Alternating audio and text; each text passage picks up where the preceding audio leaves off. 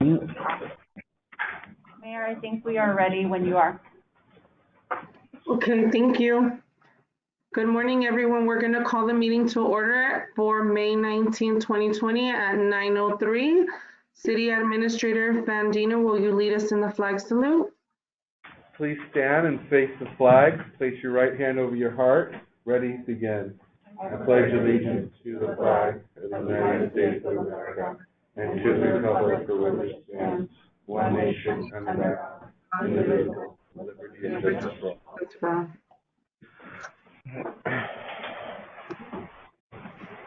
City Clerk, can you take roll?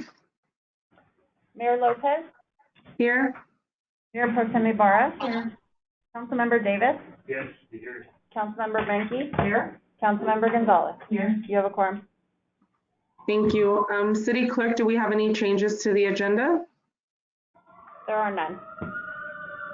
Thank you. May I have a motion to approve the agenda? Move Ibarra. Second. Is there a second? Thank you. Motion by Mayor Pro Tem Ibarra, seconded by Councilmember Davis to approve the agenda. Mayor Lopez. Yes. Mayor Pro Tem Ibarra. Yes. Councilmember Davis. Yes. Councilmember Menke. Yes. Councilmember Gonzalez. Yes. Motion carries. Thank you. Now we will take public comment from the members of the audience. At this time, the public is encouraged to address the City Council on any matter that is within the subject matter jurisdiction of the City Council. The public will also be given a chance to comment on matters which are on the posted agenda during City Council deliberation on those specific matters. Is there a public comment? It does not appear as if there are any public comments. Okay, seeing that there are none, we will now go on to the public hearings. Item number 1 is a general fee schedule for fiscal year 2020-2021, and Finance Director Williams will present the item.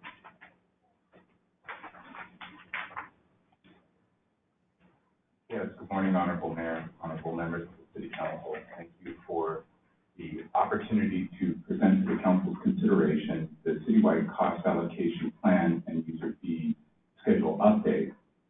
Now, given the current state of emergency and the profound economic impacts, I'd like to begin with a background of the fee study and cost allocation plan and the recommended schedule update at this time.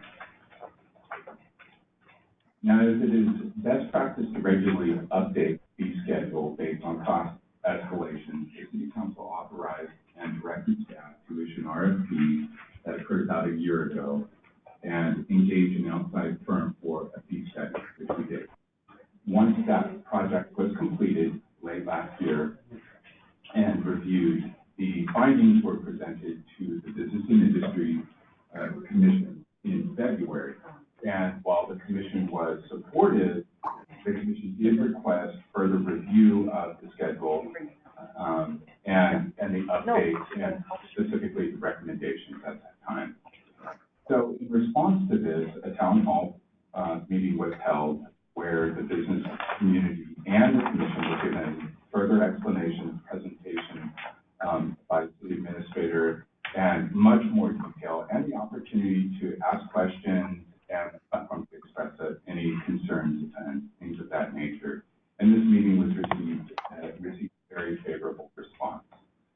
A follow-up meeting from that was presented to the quarterly Business and Industry Commission last week by the city administrator and myself, and the commission expressed support of adoption of the new schedule, but recommended an effective date a year out, just based on the uncertainty of current economic conditions. So by way of review, we will walk you through the same slides that were presented and discussed with the commission last week. And some of this is review, as the council members have attended some of the meetings at both the commission as well since that time. So please feel free to pause any of these slides for clarification. This really is for background. First up, we have the definition of the user fee. And this is critically important to the discussion. A fee is something that is charged to an individual or a group, possibly a business, that receives a private benefit. Now, this is in contrast to a public benefit, like a street, that is funded by taxes and is open to all, regardless of whether somebody pays those taxes or not. And the purpose of a fee is to recover the cost of services. No one is compelled to enter into these services if they request an inspection or something of that sort. So that's really the nature of a fee. We note there that if a fee does not cover the full cost of the city to deliver those services, that inspection or review, the general fund has to make up that shortfall. So in other words, it's subsidizing the business at that point.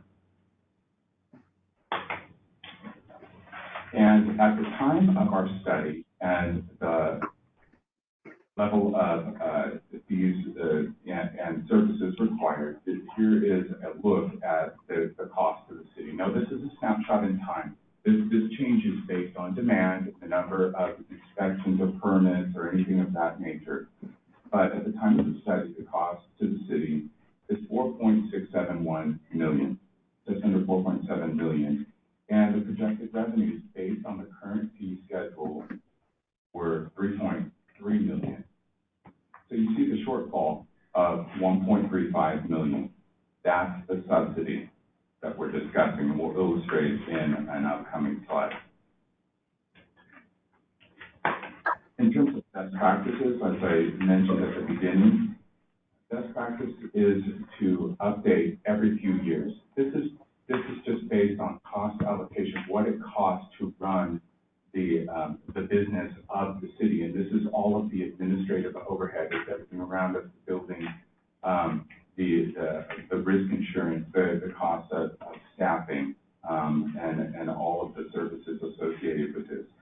We mentioned there that it is to be fair and equitable. Fees are not to be arbitrary. They need to be compliant with state law. We're governed by the Health and Safety Code of California, and it's really to be based on the services themselves.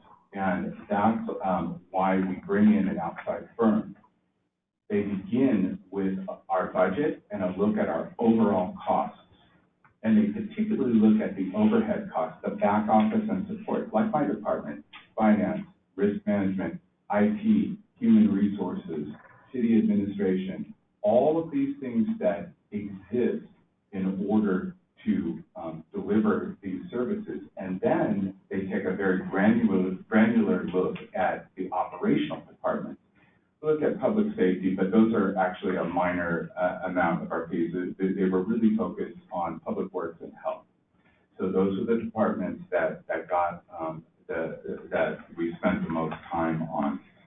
And they actually, once they worked up a model from so you have an outside firm objectively looking at our costs, you have associated costs identified with each employee, and from there it's really a matter of talking with each department in great detail, and how long, and time motion, determining how long it takes to do a given service associated with that fee. So that's how we arrive at them. And here's a pictorial of the same information. So what you see there on the left, this is what it looks like. Here's the full cost of services. Those exist irrespective of whether we recover the costs or not. On the lower right-hand side, you see the projected revenue. Again, that is a variable that is based on the demand. And above that is subsidy. That's that 1.35 million that we are discussing. And that represents both capacity as well as current level of subsidy. Business impacts, in other words, what businesses does this impact? So there are several areas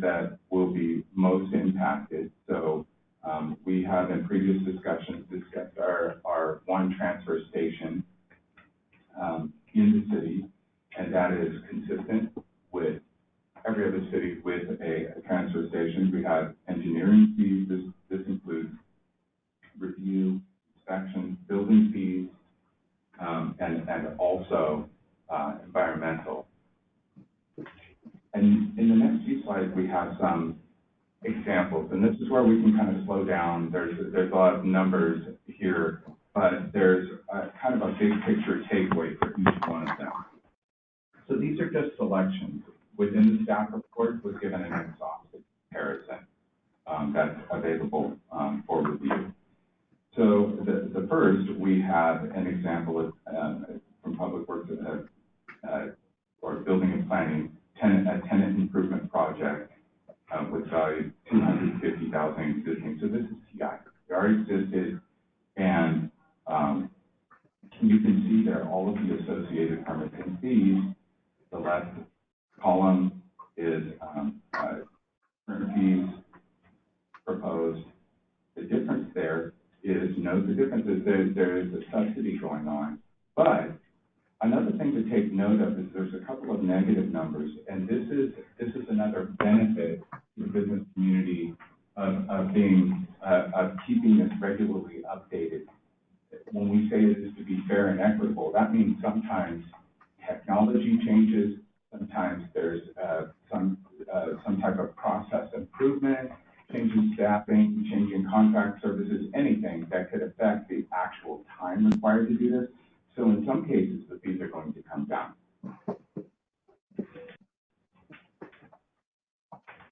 Next up, we have new construction. In this case, in this example, 40,000 square feet, valuation of $1 million. So you can see in the column, and this is where you're going to really see an impact. And when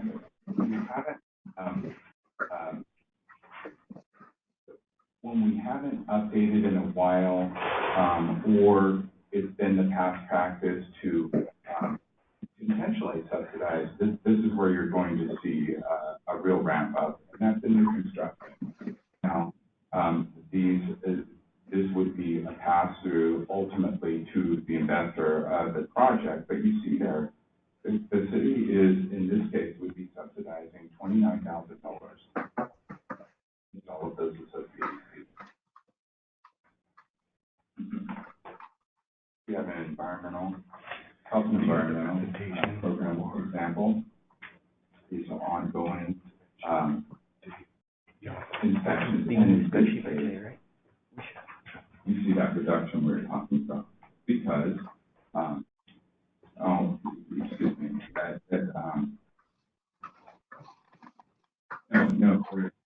sorry about that. This does include a reduction because in the review, no fee will be charged for that, or there's just not a need for it, and everybody goes that.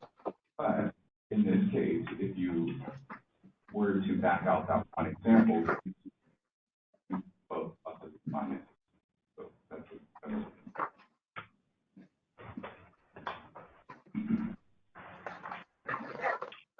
an environmental example. In this case, warehousing. And again, we see in one case where we're just about right, and then the second one. The first one again, aren't $8 for the city. That represent level of subsidy.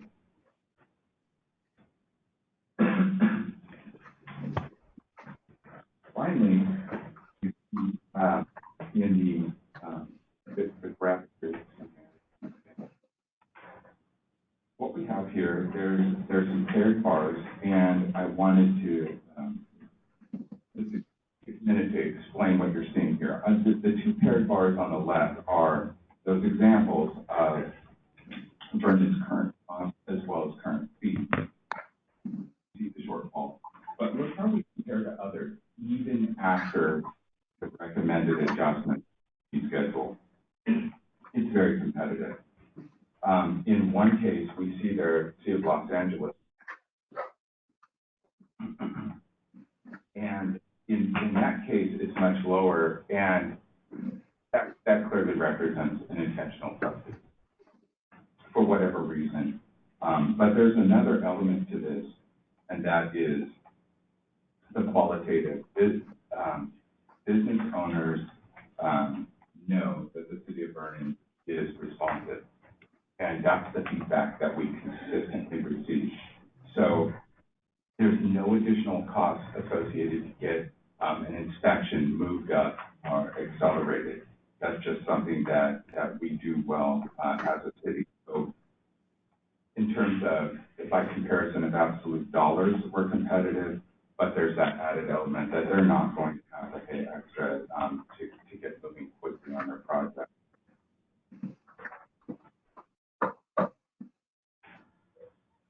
So, in conclusion,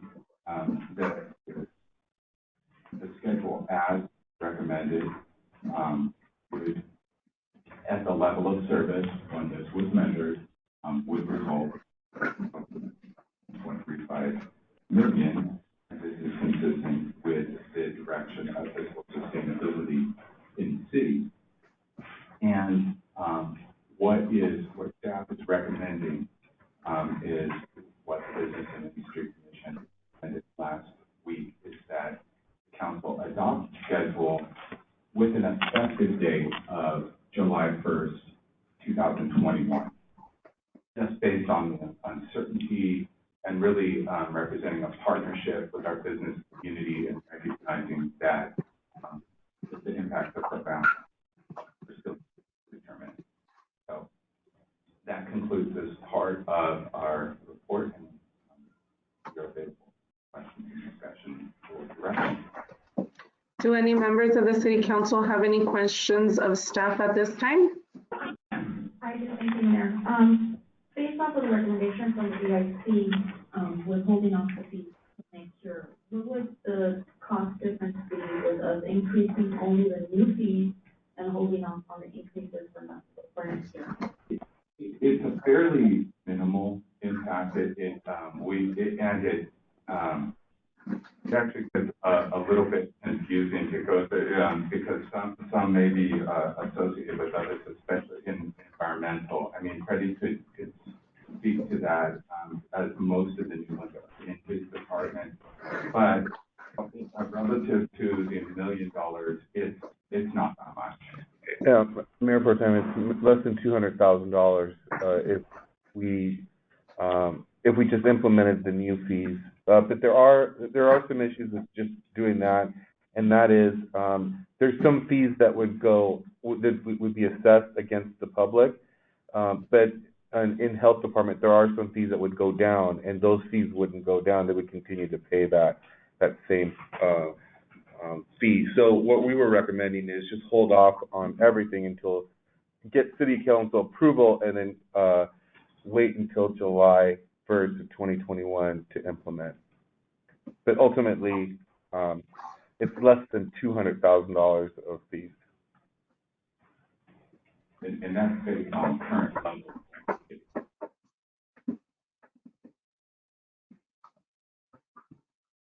Is there any additional questions by council? I have a question. Is your mic on? Oh, no, sorry. Given the fluidity of the situation and the uncharted waters that we're in, do you think a year is long enough? Or perhaps we could take the approach, like we're doing with the budget, to take a look in every 3 months or what we deem appropriate and decide then to implement the fee schedule? I think what the year does is it gives us a buffer of time where, as we know more when this year wears on, just like we're going to be reporting to council with the budget versus expected versus what's actually occurring, and especially in terms of revenue, this could certainly be changed before that, because it's a full year from July. So if adopted, it's in place, but we really do have time to make some changes, and nothing stops the council from that decision to be some unexpected thing. Because my concern, of course, is attracting new business given the pandemic, as well as not hindering our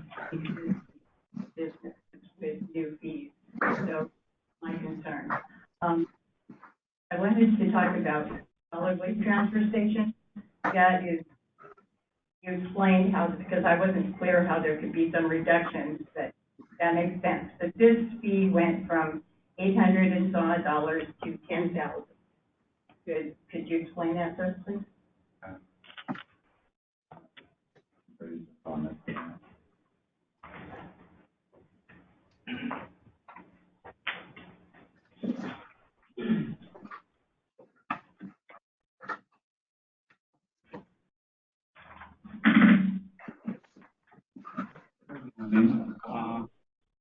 So the reason that it went up that high, was the city has really been subsidizing that inspection per se. By state statute, they're supposed to get minimum 12 inspections a year. Excuse me. So typically they get one inspection every year, plus follow-ups. So it can go as much as 18 inspections within a year. And, that $800, actually, the state was concerned why we were not recouping our costs to do the work that we're doing. So that was the reason why it went up that high. And I think, as Scott mentioned, this is comparable or even with still lower than what the surrounding jurisdiction is charging. Thank you, Freddie. You're welcome. Freddie, I have a question. What's the financial impact to the businesses from increasing that much, from 800 to 10,000? Not a lot. It's actually, for me, it's significant to them. Republic is a multinational business. This is not just trash that comes to the city. This is surrounding areas too that just come here, process, and then it gets shipped out to a waste station, and they charge by the tonnage the way that it's coming in. So every other area that they're doing business, they pay almost similar or even more. It's just running that the vessel again a free ride. And one more thing, this is just in a way of complimenting our city. You mentioned that we didn't charge extra, and we're always very quick in doing our inspection. Can you, either you or Freddie, go into what the county or city charges in the way of expedited fees to get their permits moving along?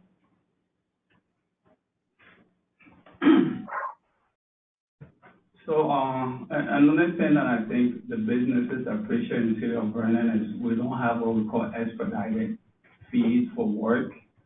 So most counties, cities, you can pay more to be in front of the line or you want things to get done faster. And that can sometimes triple or quadruple the amount that they're charging, because the expedited basically charge per hour, how much it's gonna take. And that can go up when somebody's working on weekends or after hours. We don't have that in the city, even our fees, as much competitive as this. We go in whenever we call to come in, whatever day, what time it is the same fee that they pay. So, when you look across what other fees are, and expecting the expedited fees is really way higher than what Vernon will be charging, even without fee increase. And just so we're clear, every inspection and everything that we do is at an expedited basis, but doesn't cost an expedited fee. That's correct.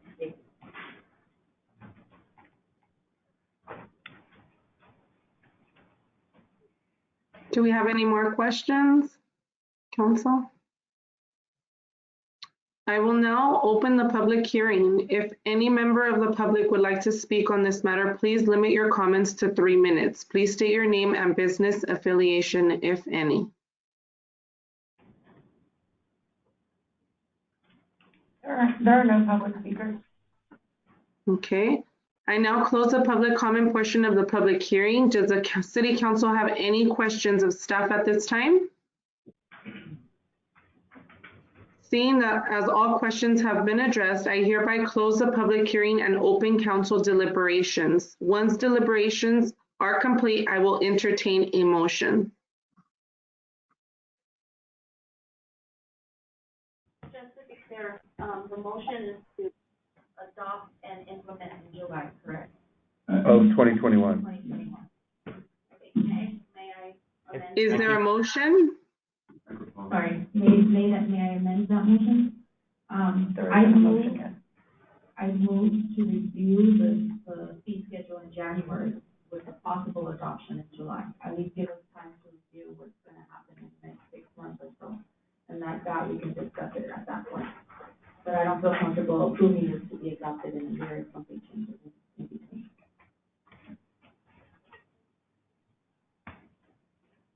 I'll second.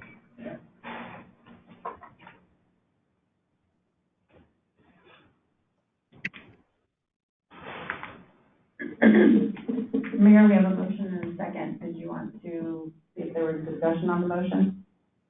I'm sorry? We have a motion and a second. Did you want to see if there was discussion on the motion, or would you like for me to call the question? Let's roll call vote with the amendment that Mayor Pro Tem Ibarra made. Motion by Mayor Pro Tem Ibarra, seconded by Councilmember Davis, to find the action exempt under CEQA and to review the fee schedule in January. Is that correct?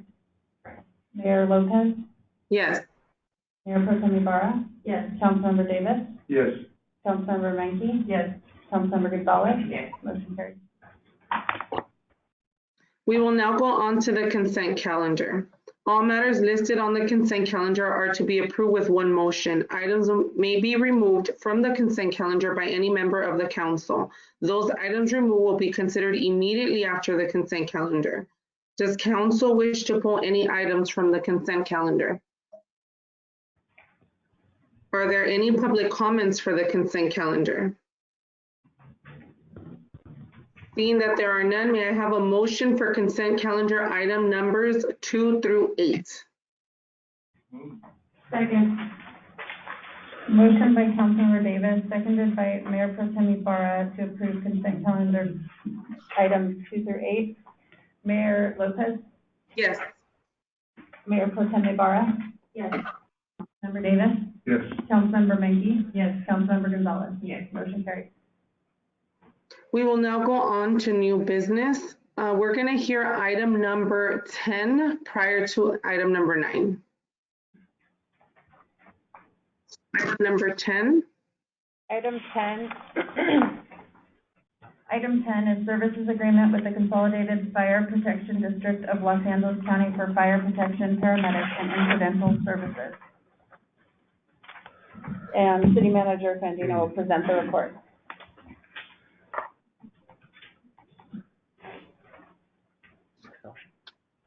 Good. Yeah, we can start that. Or, yeah, and we also have a PDF. Good morning, Mayor, Council members. Today marks a historic day for the City of Vernon as we venture into the potential of adopting a new LA County contract and contracting out our fire department to the city of, or to the County of Los Angeles. With us, we do have, I believe, Fire Chief Osby on the call, and we also have Debbie Aguirre, who's his assistant. Let's see if we can get them up as well. Are you there, Chief? Yes, good morning. Can you guys hear me? Good morning. And I believe Debbie is muted on her end. There we go. Hi, good morning. This is Debbie. As you're aware of, we've talked many times about the potential of transferring over our fire department into the LA County system. And we have a final contract before you today for approval. Some discussion items that I'd like to go over with the City Council, and basically outline how the contract is written and some of the points. And I want to take a little bit of time with the City Council so that they understand every part of this contract, because this is something that we will be entering with LA County for 10 years. We do have the fire chief that's available to answer any questions that you have. And as far as contract, Debbie can also help with that. And obviously our city attorney. So the term and of the contract is for 10 years. It's automatically renewed for 1-year periods after that. Either party may terminate after the initial 10-year term with the 1 year's written notice. So if we want to get out of this contract at any given time, we have to give a 1 year's notice. The party who terminates will bear the cost of detachment. So the detachment cost is separating from the county, and it would be bringing back the fire department to Vernon. Section 2 of the services agreement. Any questions on Section 1 before we move to Section 2? Is it okay if I go section by section and then we can tackle that? Okay. So Section 2 of the fire service agreement covers fire protection, hazardous materials, services, emergency medical services, paramedic service, fire code and related code enforcement, and fire cause and arson investigation, plus all the fire district support services. They cover dispatching, training, supplies, maintenance, and procurement.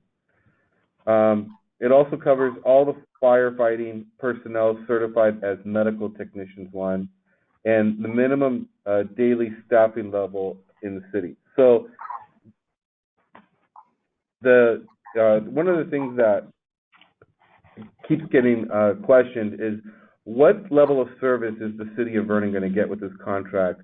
And so this outlines it. Right now we have 1 engine company, which is 4 personnel,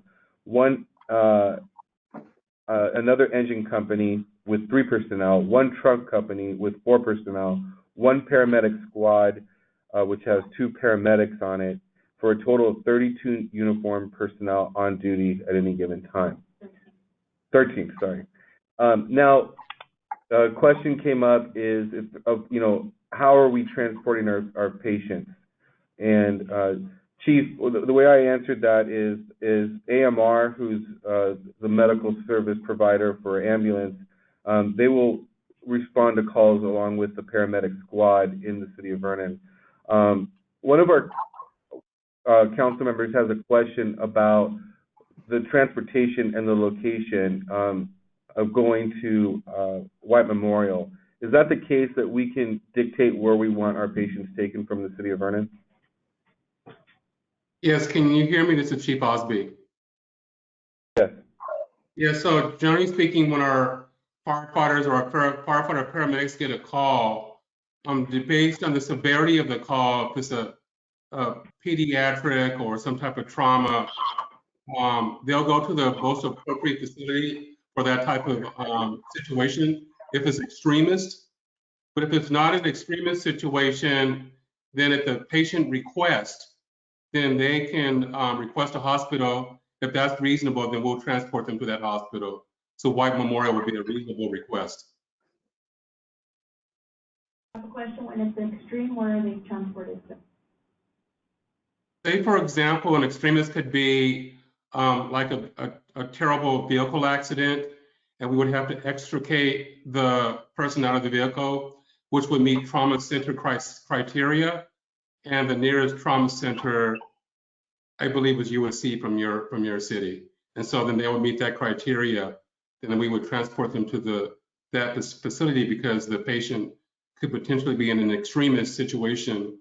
And generally speaking, what we like to do is transport people to the facilities that offer that type of care, and USC is a trauma center. So that's just an example of going to the more appropriate facility. I have a question. In regards to patients requesting which hospital they want to be transported to, is there a certain mile radius that must be within that radius? I can't say if there's a certain mile radius, but it just depends on the call activity, the reasonableness of the request. For example, White Memorial is a reasonable request. Sometimes we get patients that are Kaiser patients. So if there's a facility within 10 or 20 minutes, and that's a reasonable request. So generally speaking, at the request of the patient, if it's a reasonable request, then we honor that request. What would be unreasonable, if I think from your city, if they say they wanted to go to Cedars-Sinai in the middle work traffic. That's not a reasonable request for an emergency unit. Okay, thank you. Any other questions from City Council on this topic? Just more of a statement. I guess it would make sense, since this is a private ambulance company, that we would have more discretion in a non-emergency situation, as the chief pointed out. So, that's fine. Okay. I'm just curious, what are the fees associated with AMR on transport? Chief, do we have a copy of the fee schedule? AMR has their own fee schedules, correct, that they charge to the city? Or to the patient? Yeah, I don't have that in front of me, but they do have a fee schedule that they charge to the patient, yes. Or to their insurance. And then if they're uninsured, then there's a rate that Medicare or Medi-Cal picks up. But I don't have those rates in front of me. I will say they're very comparable to the same rates that we're paying right now with our fire department. And I don't know if Chief Enriquez wants to talk about that. Good morning, Council. Chief Osby, Jim Enriquez, Fire. Just to sort of clear, the Department of Health Services set those fee rates. So those fee rates, whether it's AMR or a different company, they're all the same. What takes place is the different jurisdictions according to the contract. So despite whether you're one company or other, the rates are exactly the same. So what are our current fees? Just curious. Well, on average, it depends on ALS or BLS, but on average, I would say just a basic transport is about $2,000. And again, that's going to be, despite the company, the rates are set by the Department of Health Services. Okay, so all MOUs will be executed regarding the administration of the city ambulance transport program, and the city is retaining its rights to for ambulance transports. Is that true, Chief? Yes, it is. Oh, I'm sorry. I'm talking to Chief Enriquez. No, go ahead. Either Chief. Yeah, it is. And so right now, our motto throughout the district is that, and thanks for Chief Enriquez helping me, is that through the Department of Health Services, we have zones in the County of Los Angeles, and ambulance providers bid in those zones. And so generally speaking, the private ambulance company will provide the basic transport or the advanced transport along with our paramedics to a hospital. However, we do have one city in the district, which is La Habra, and they elected to keep their own ambulance service, and in addition to that, house the ambulance personnel at the fire stations there in La Habra. And so that's an agreement that we have in the district where if the city so chooses to keep their ambulance provider that they already have, then that's an option. The fire district will support the community emergency preparedness, education, training, and exercises at the request of the city. The fire district will also will annually inspect all fire hydrants in the city. And the fire district will provide quarterly and annual statistical response information reports to the city. They may expand or relocate fire stations in the city if mutually agreed to do so. And staffing level adjustments may impact the annual contract fee. So the chief and I have spoken several times, and we've agreed to move forward with this model because we think this model makes sense. But after a year, we may evaluate and say we may need an additional firefighter, or we may not need as many firefighters. But we do have that right within the contract to negotiate either moving up or down as far as of personnel. I do want to say that we also have 3 inspectors that will be allocated to the city of Vernon, which will be on site for city business. We did add an additional inspector after our last negotiations because the fire district feels that our businesses are unique and there's a need for an additional inspector to do inspections at our facility, since the fire stations themselves, the engine companies, won't be doing inspections. we will have a representative, either a battalion chief here at city council meetings, and we can ask questions of that representative at any council meetings regarding fire issues. Anything you want to add to that, Chief Osby? No, you pretty much covered it. I know that when we were going over the data with you and Chief Enriquez, we were unsure, and I know that in the city of Vernon, there's a lot of unique facilities that require fire inspectors preview because they have a higher sense of training and expertise. And so I just to the council, I just want to really acknowledge your city administrator and Chief Enriquez for the support and professionalism and the cooperative spirit throughout this process. I mean, it's been outstanding. But we agreed, like the city administrator said, that after the levels and as it relates to the personnel in the fire stations, we will give quarterly reports as it relates to our response times. And then also too, as it relates to the fire prevention inspections, that the first year we'll have all of our inspectors go through and make all their appropriate inspections. In addition to that, for our organization, our firefighters also go in to the businesses for familiarity to make sure that they understand the layout of businesses and have drills with the businesses in the event that there's any type of incident. So we're continuously prepared. I think that not just consistent with the agreement that we have in writing, but we have an assistant fire chief that's in that area. And I've always told the administrator that he can contact me directly, and I say that to all of our cities. From my perspective, I know that we're a large organization and we have assistant fire chiefs strategically up the county for the day-to-day, but any city manager or any city administrator or any mayor or council member can contact me, and I treat them as though they're my bosses. So overall, I know I'm probably rambling a little bit, but I think it's a good agreement, and we just won't wait for the year to finalize to do an assessment. We'll be assessing the agreement throughout this year. So thank you for that. Any other questions on section 2? Okay, we'll go to section 3, annual fee for services. The city shall pay an annual fee for services defined as July 1st through June 30th. 90 days prior to the new year, the fire district shall submit a preliminary estimate of annual fees for the upcoming year.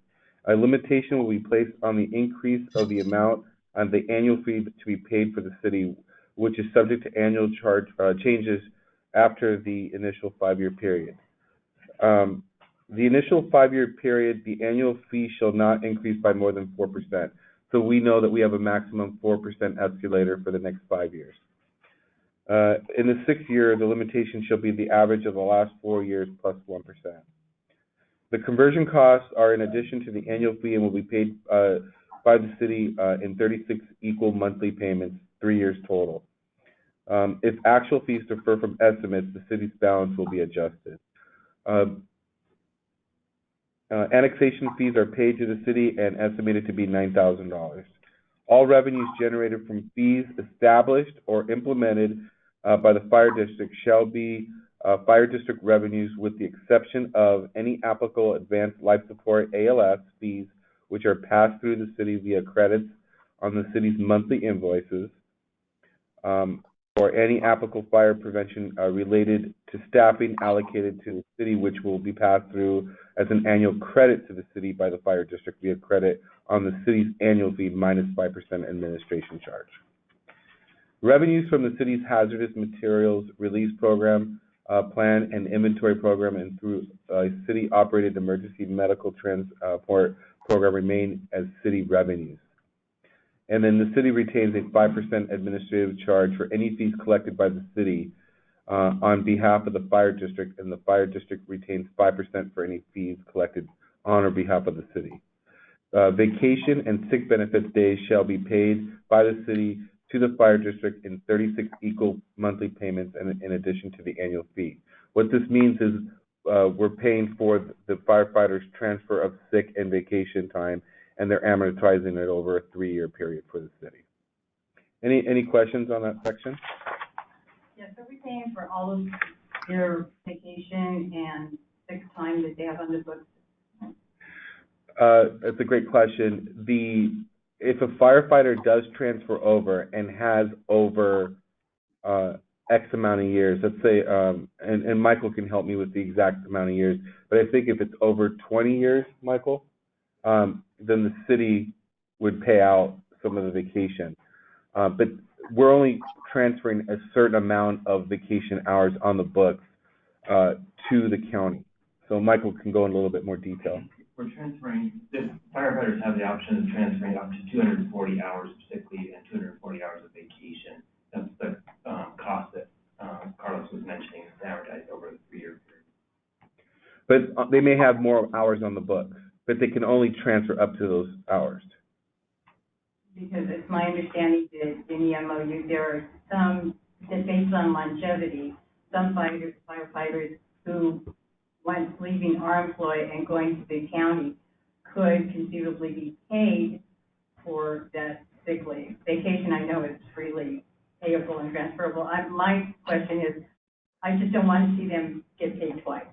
On the sick leave hours that remain after the 240 hours, then any employees that have 20 years or more of service will get 50% of the value of their sick leave. And that'll be in a cash payout, which is already allocated in our assessment for transferring over. But if you have less than 20 years, then you lose your sick time.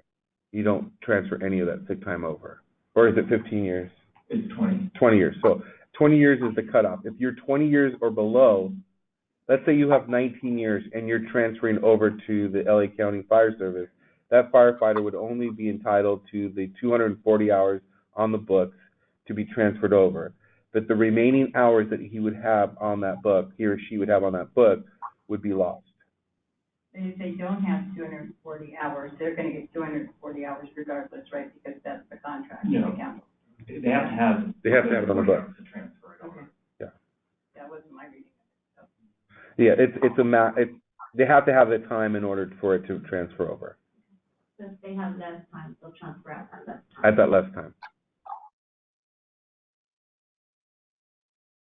Okay, we'll go on to the next section, equipment, furniture, furnishings, and expandable equipment, fire apparatus. The city shall transfer all fire apparatus, vehicles, fire equipment, and fire station furnishings, furniture, equipment, and expandable tools incidental to fire station operations.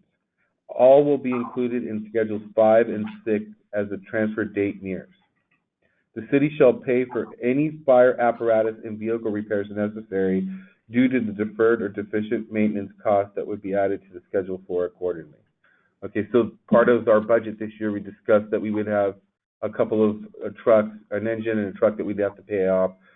We do have that allocated in our capital budget. We would pay that off. And then if there's any repairs that need to be done to the fire apparatus or the trucks, we would do so at our cost and then transfer it over to the LA County. Any questions on that? Okay, fire stations. The city fire stations are leased to the fire districts for $1 annually. Stations 76 and 77 shall be used for the purpose of providing fire protection and emergency medical and related services. Station 76 is the station that is on Downey and Fruitland, and Station 77 is locally here at Vernon City Hall. Station 78, which is on Soto, just south of 26th Street, shall be leased for $1 annually to accommodate the fire district's placement of an urban search and rescue, also known as a USAR, or hazardous material hazmat team within the city. The fire district shall provide written confirmation of its intent to the city administrator within 1 year of the effective date of the service agreement. All costs incurred by the fire district for any modifications and or repairs to Station 78 shall be at the fire district's expense. The lease may be terminated at the fire district's discretion with 30 days written notice. Question, sorry. So 78, any maintenance is fire district expense, meaning we're not gonna pay for anything. So what station as is right now is what we're giving them? That is true once they take possession of it and they do bring in a USAR unit. It will be our responsibility to upkeep that station until we bring in until LA County occupies it. That's your understanding, correct, Chief Ozzie? Yes, it is. I have Debbie on the phone also, but I just want to make sure to verify that through her. Yes, that's correct. So currently, since we're updating 76 and 77, are there any updates to 78 that we have to incur charges on? The answer is no. Okay, so once you release it to fire district, at that point, we will not be responsible for any maintenance or upkeep to the. Correct. Once they say yes, they inspect the station and they take possession of it, they'll take all responsibility for the maintenance and upkeep of that station, and we would lease it to the fire district for $1. Is there a possibility that they're gonna come back to us and say this needs to be updated before we take control? Debbie, is there any possibility of changes to that amendment? I don't think there is. I think you've already done your inspections at that facility, correct? Correct, yes, unless something drastic happens between now and then, and at which case we probably just wouldn't lease the station. Okay. I just want that. Yeah. The city shall certify, I'm sorry, any other questions on that? Okay. The city shall certify that all environmental hazards are removed from the fire station sites and shall hold harmless the fire district for any liability, costs, expenses, claims, or damages arising from the contamination of the environmental damage. The fire district shall be responsible for utility payments related solely to its use of the fire stations, and where applicable shall be shared via an equitable formula set forth in the Memo of Understanding, Schedule 13. Don't worry, Chief. We'll give you a good rate on the fire station electricity. Thank you. The fire district shall be responsible for minor and routine station repairs. If costs are expected or to exceed the fire district's maximum share for 1 year, the fire district shall notify the city in writing, and the city shall be responsible for excess cost. Any repairs in excess of $100,000 shall be defined as major repairs and shall be identified in writing and presented to the city. The city shall undertake major repairs within 12 months of the fire district's notification to the city or other time period as mutually agreed. So both fire stations 77 and 76 have been inspected. They've been looked at. We've worked closely with the county. We don't anticipate any issues. Any fire station improvements shall require written approval of the city and will be performed at no cost to the city. Okay, moving on to the next section if there's no other questions. Okay. Neither party shall be liable for the negligent or wrongful acts of others in performance of this agreement. The fire district agrees to appoint sworn city firefighter employees to be specified on Schedule 7 who have completed 6 months service with the city. At this time, we have all our employees in the fire service have a minimum of 6 months or more. City sworn employees shall be employed by the fire district with the actual number of transferring city employees to be determined at the time of the transition to the fire district service. So at that time, between now and the time that we transfer over to the LA County system, if approved, there will be several different avenues that the fire district will have to take into account. They'll have to do background checks, medical clearances of employees, and once we get to the final end, they're going to give us clearance. Yes, we could take all these employees. If any employee does not meet the minimum qualifications or does not pass background, then that employee will be separated from the city or retired.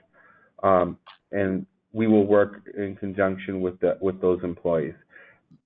Also, any employee that doesn't want to transfer over will give notice to the city, and we will notify the fire district of these employees that will not be transferring over to the fire district prior to the separation.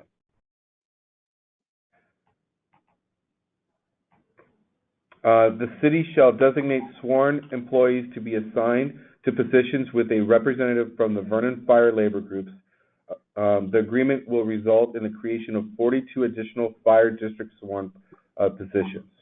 More than 42 sworn employees may be transferring from the city, but the 42 positions will receive fire district seniority rights. For these 42 positions, continuous service will include all continuous service time with the city. All city and fire district seniority will be considered for all purposes except for the individuals beyond the 42 positions for which the city seniority shall not count for purposes of bidding rights, vacation schedules, and to determine the order of layoff or reduction. Questions about that? Okay. Non-sworn employees may transfer to the fire district without further civil service examination and must successfully complete a probationary period consistent with LA County civil service rules. All city employees must complete a medical exam and background investigation. All employees shall be within the salary range of the fire district position assigned, but no less than the salary step that provides for the same salary or next higher salary. Uniform costs will be issued by the fire district and shall be paid by the city to include in Schedule 4. The city shall pay the fire district transfer vacation benefit shifts of 240 hours, 24-hour shift workers for transfer employees at the city's salary rates in effect of the commencement date of service to be included in Schedule 8. The city shall pay the fire district transfer sick benefit shifts, 240 hours, 24-hour shifts for transferring employees at the city's salary rates.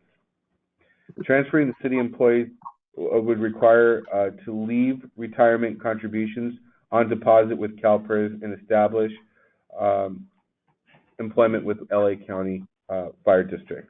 In other words, the Los Angeles County Employees Retirement Association will not allow a Vernon firefighter to retire on CalPERS and also participate on their system, which would create a double dipping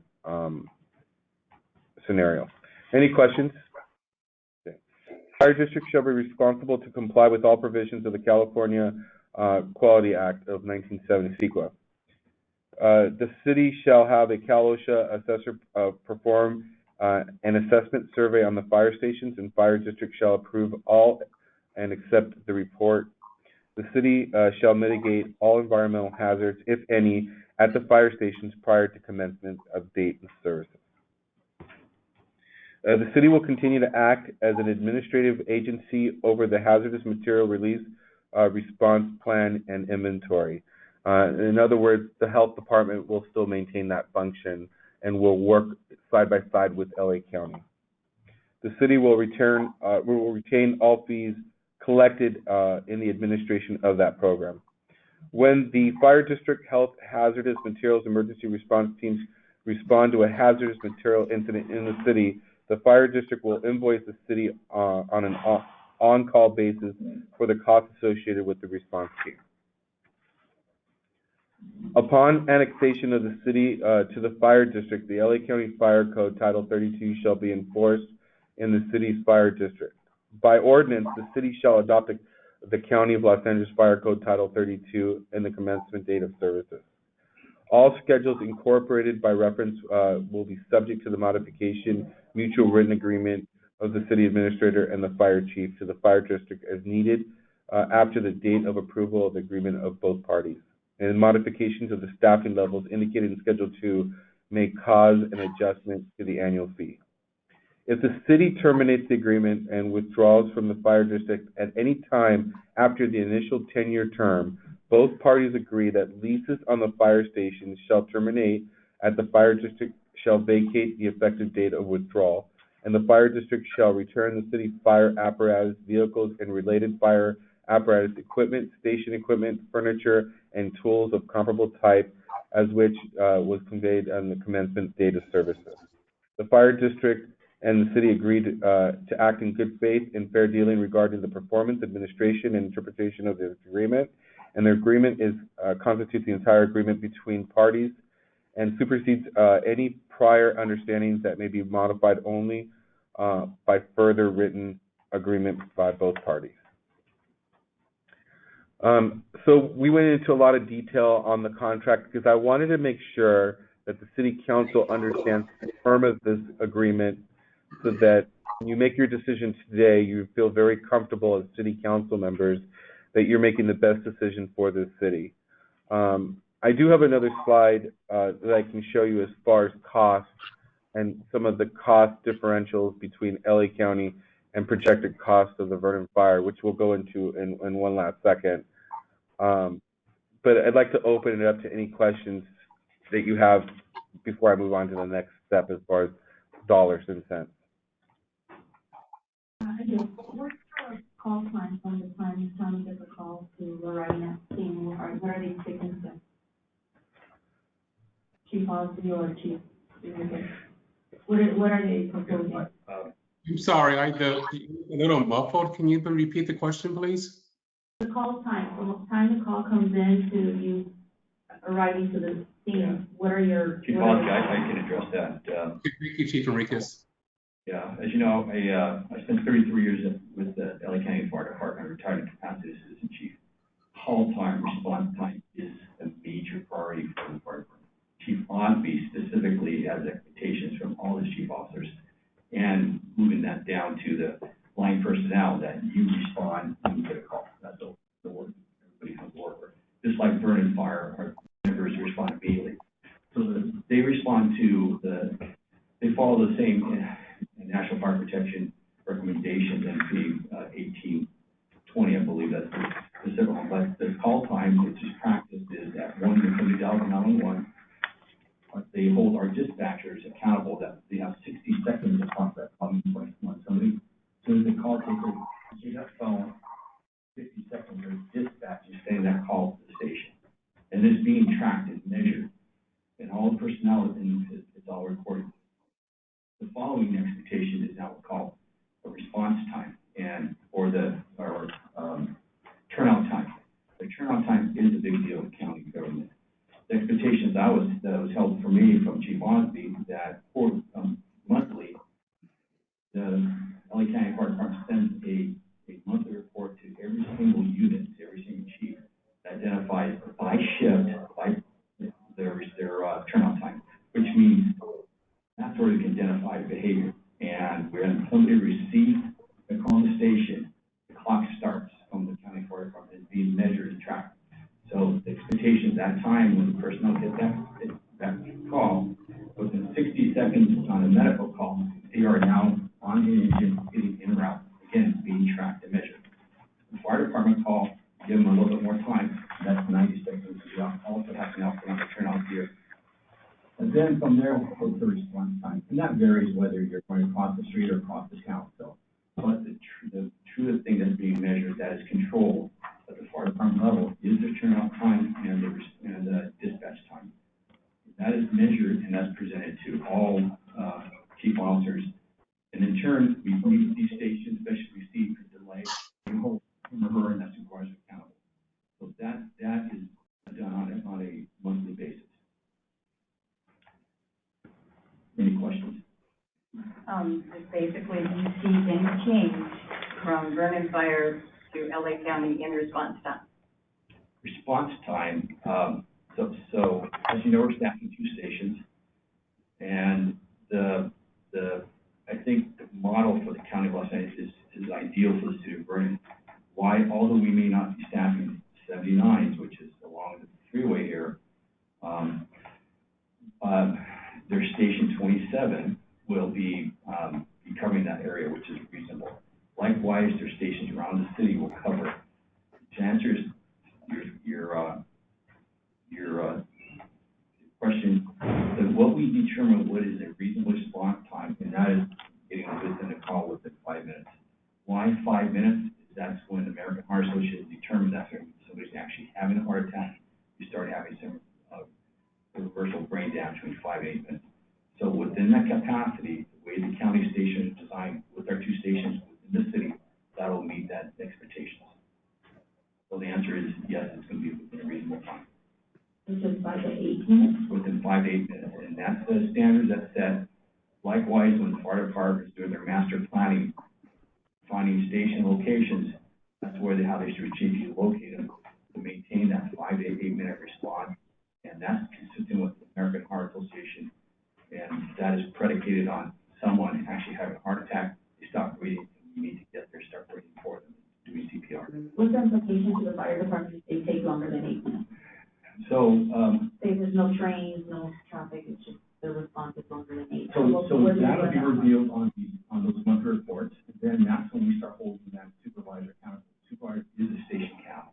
Expectations is that they provide the mission. Mission is, again, running best services to the customers.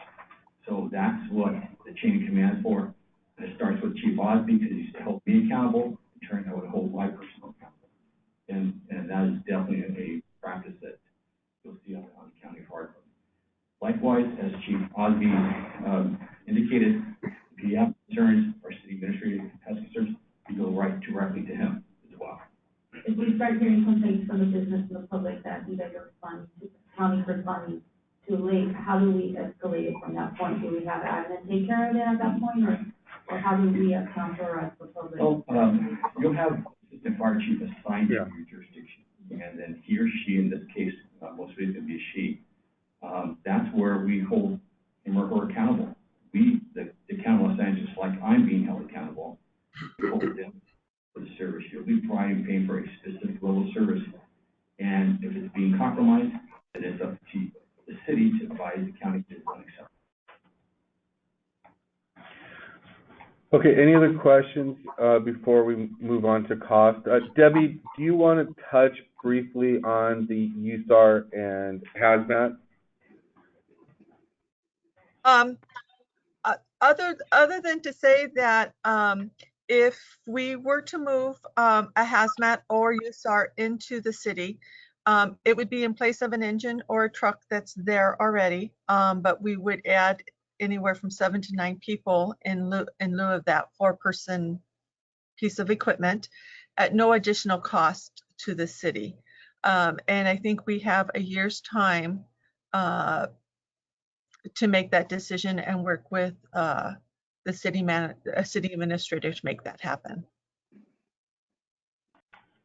Okay, with that, I'd like to move on to cost, if it's okay with the city council, and then entertain more discussion from city council. The bottom line is we have looked at this contract and how it's going to affect the city over a 10-year period. Can you zoom in? So there's certain things to understand over the first 3 years. That's perfect right there. Can you see that or no? So the first 3 years have an amortized period that we can pay for certain transfers and certain costs as far as the transferring of the fire department to LA County. I can tell you that, got it?